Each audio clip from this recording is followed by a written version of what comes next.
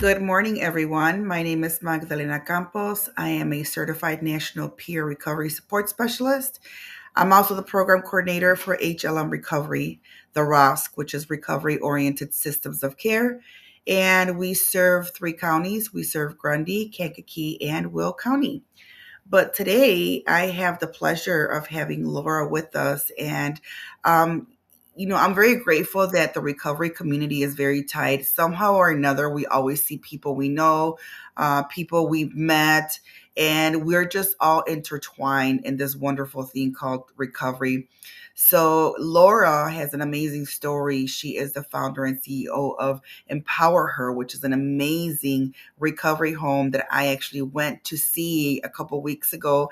And like I was telling her, my daughter fell in love with it. She wanted to stay there. So it's just an amazing thing that you're doing for women. So welcome, Laura. Can you please introduce yourself?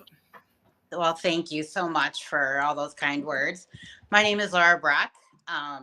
I am, like she said, I'm the founder and CEO of Empower Recovery. It's a women's recovery home for women leaving domestic violence situations as well as substance use disorder. But I'm also open to other situations. I know that sometimes we just need a mental health break as well and just need a safe place to land and heal. Um, yeah. I don't know what else to say. No, that was great. That was great. And that's key right there because one of the things that I always talk about is that recovery is many things. I think a lot of people have the label of substance use and mental illness attached to recovery, but recovery is just coming back to health, right? From whatever it is. So, like you said, a lot of women experience domestic violence and coming back from that, that's recovery. You don't, sometimes, a lot of times there is substances involved and mental illness involved, but not all the time. There are some women that no substances, no mental illness, just have that domestic violence and, kids. I was just talking about kids who are in foster care. Yeah. They're recovering because they've experienced a lot of things. So they're also recovering. So I want to talk about a little bit about what happened with you, how you came to recovery. What was your bottom like and what happened? Well, I mean, my story starts actually a little bit late in life. In 2013, I had gastric bypass because at my heaviest, I was 300 pounds. I needed a knee replacement. I was an athlete. I trained in mixed martial arts. I competed all over the world. Um, and just physically, things were not going well. And luckily, I was blessed to not only be granted a knee replacement at the young age of 43, but also the gastric bypass.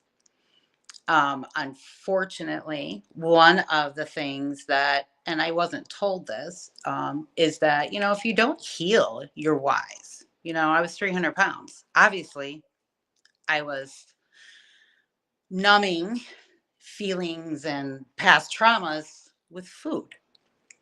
Well, I didn't heal my whys. So what I found, later, probably 2016, I had a bunch of things going on. I was becoming an empty nester and I couldn't eat a gallon of ice cream anymore. So Mm, I found that alcohol had the same effect. I could numb out and forget things for a while. But as we all know, it doesn't last. It's only for the moment.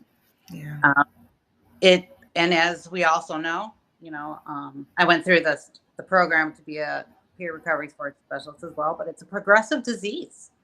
Hmm. It really is. And so, what I handled initially got worse to where I started blacking out.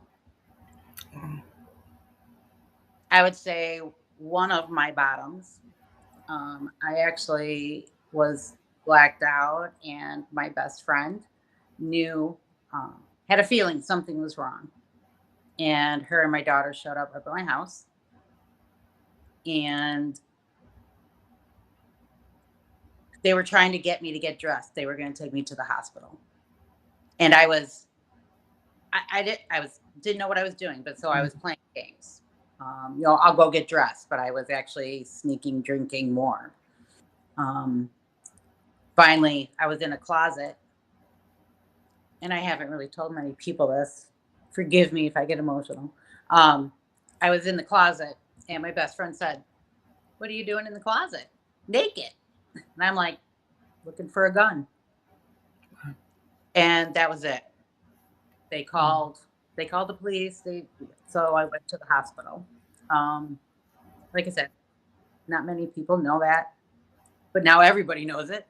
I ended up at St. Joe's, and I stayed there for a week, and um, you know, was trying to get my mental health back online, and I desperately wanted treatment. And I asked for treatment. And actually, the counselor that was helping me was like, "You want treatment?" And I'm like, "Yes." So they waited for a bed at Brandon House Family Guidance, and they kept me a few more days at the hospital until a bed opened up. And Brandon House was my first treatment. And I was sober for about 10 months. The end, plus it was during COVID. Mm, I was actually at Brandon House for like 3 months wow. because they wouldn't let us leave. Yeah. It was crazy. But I was sober for 10 months, and I still haven't healed anything. And situation happened and I relapsed. And then just over the years until 2023, it was sober, not sober, sober, not sober, week here, days here, months here. Um, and then it got bad again. And I went to the hospital.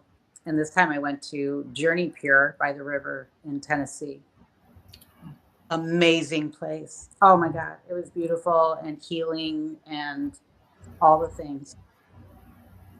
Um, so that was in 2023. And my desire to open up a recovery home, because I did stay in a sober living home too after Brandon House. So I wanted to create a safe healing place for women because we're so underserved. Yeah. Yeah. We're Yeah. really that, and it's as a realtor, it's like you gotta be sober because you got phone calls coming in all the time. So getting sober was very important, not only for myself, my business, but I also was blessed that my son and daughter-in-law had my first granddaughter. Oh, congratulations. You she's two now, but I don't want her to see grandma ever take a drink. Yeah. First of all, don't ever apologize for crying, okay? Because tears cleanses the soul. So those are good, right? When you're crying and you're just, remembering what it was like, and I think it's gratitude, right? You remember and you're like, oh my God, thank you, God, that I'm not there anymore, right? Thank you, Lord, I'm not there anymore.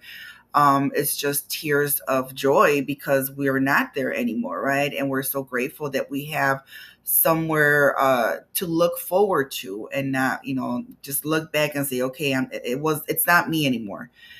Um, Now, one of the things that I do want to talk about is, what are the things that keep you sober? What are the things, do you have a routine? Is there, like myself, I practice a 12-step program, but I also go to church and I also enrich my spirituality with different things like Bible studies and just communing with, fellowshipping with different people that are like minded. What is it like for you to maintain your recovery?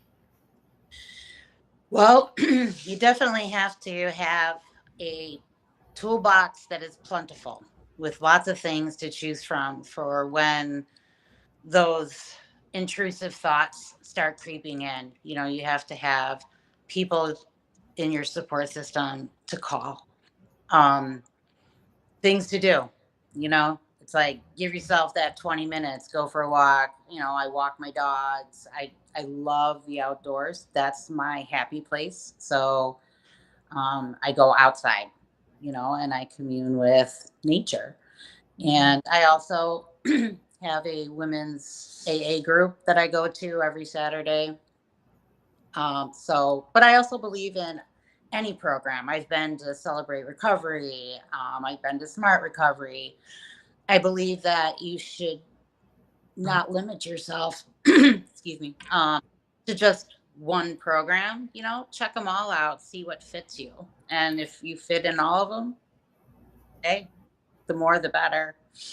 Yeah. This last year, what's really helped me is renovating this farmhouse, getting it ready for other women, you know, just knowing that, you know, I need to be the best me to be Mm, able to support other women to help them become the best them. And that helps a lot. My granddaughter, that's huge. mm, Like you love your kids, you mhm, love kids, but a grandbaby, holy mhm. cow! I never knew how different of love that is. So, Yeah, and that helps keep me sober as well because you know don't I don't want her to see that yeah, side ever. yeah. Yeah, it's funny you say that because you're right. Grandkids, I understand my dad now with my kids, right? Because I used to always get upset about the spoiling. Don't give them candy. Don't do this. And now that I have a granddaughter, she could do no wrong in my eyes. I don't care what anybody says, right? So Uh-huh. I understand my parents now. But touching back to women, I know that we women are underserved in the recovery community because there's not a lot of recovery homes. And then one of the things that I'm grateful for that Stepping Stones is opening up a women and children's recovery home. And then because that's a big gap too, like having to separate from your kids and having that it's I had my choice was either go to treatment or stay home with my daughter because I had nobody else to care for her, right?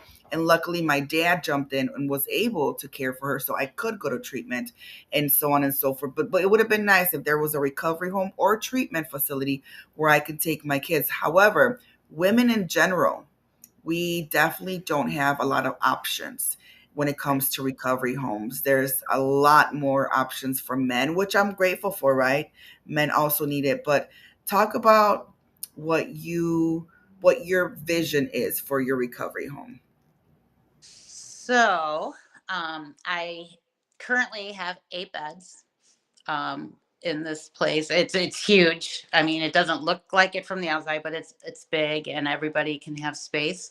The other thing I'm working on is we should be working on closing on a duplex in Grundy County. So both homes are going to be in Grundy County, but the duplex, once it's fully renovated, and it's going to take a while to get renovated. I'm hoping only 6 months, but it's a gut job.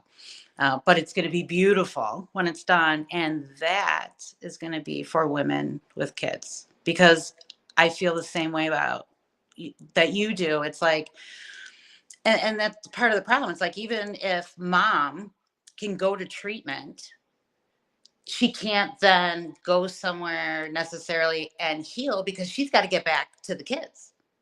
So there's that gap of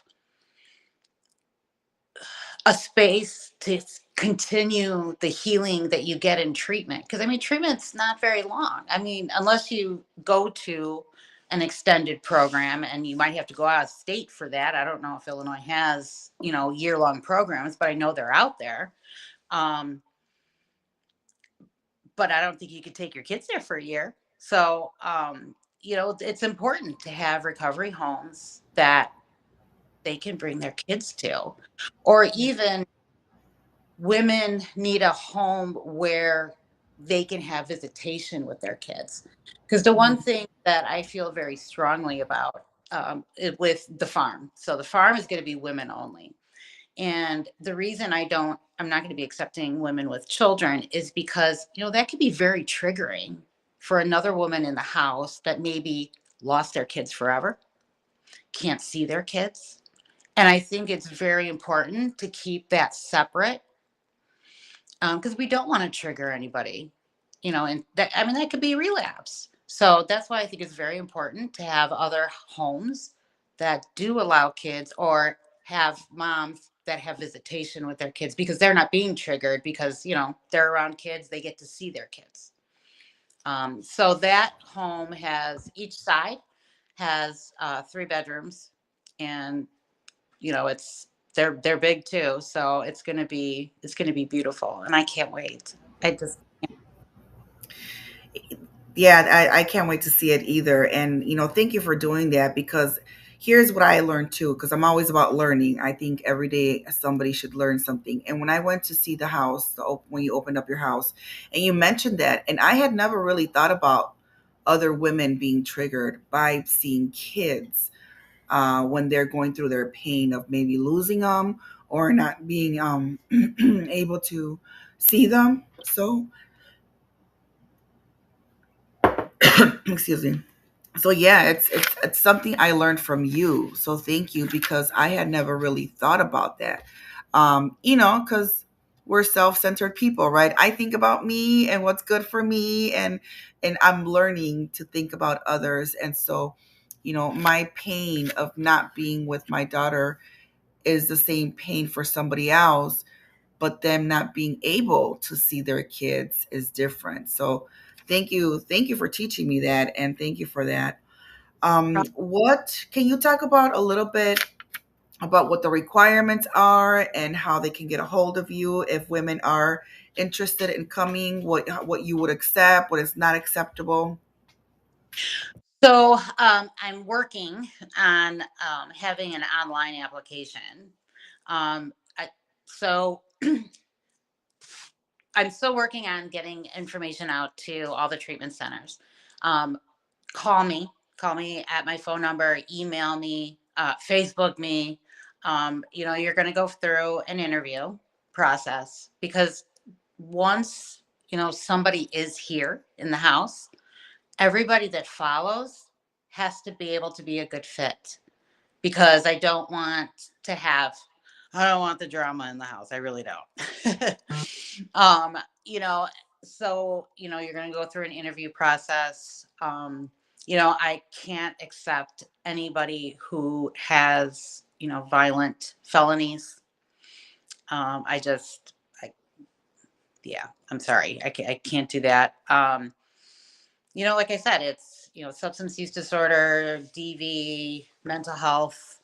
It could just be even a senior that needs co-living because, God, people can't even afford rent. But everybody's going to have to follow the rules no matter what. You have to be sober. You have to agree to drug tests. Um, so I'm pretty strict in what my rules are. But what I feel is that anybody who is serious about their recovery and wants to heal, the rules aren't going to be a problem. Rules become a problem for people who aren't real serious about their recovery. So that's really important for me to interview somebody and really trust my gut instinct on their seriousness about their recovery. Um, don't have, an end date. It's not like, oh, you have to be done in 6 months because everybody's recovery is going to look different. Some people, some women, I should say, some women, may need to be here for a month and then they're going to go home. Or maybe somebody needs 6 months, a year. Everybody, it's going to be completely individual, because I don't feel like there should be stress about, oh my God, I only have 6 months. And all of a sudden, 6 months arrives, and then they're triggered because now they're panicking or they're stressed out about, well, what do I do next? Where do I go?